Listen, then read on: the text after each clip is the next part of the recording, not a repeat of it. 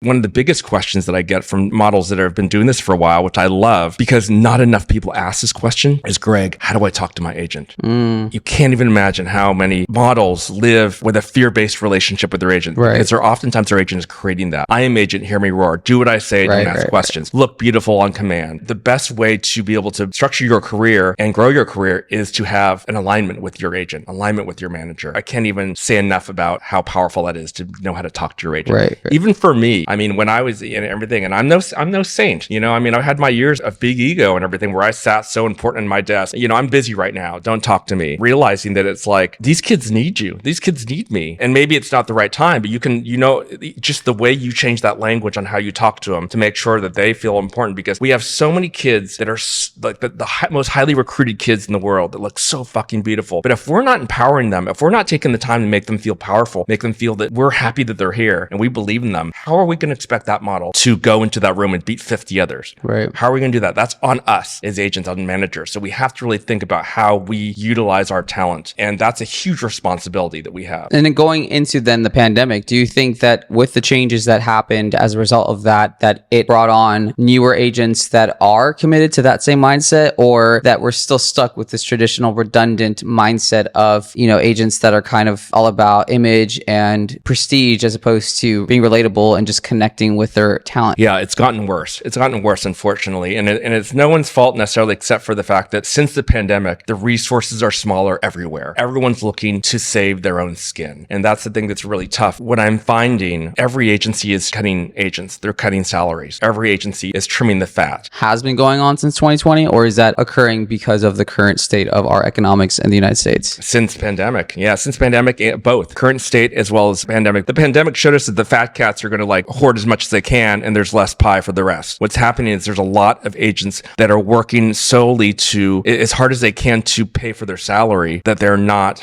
man, am I really saying this?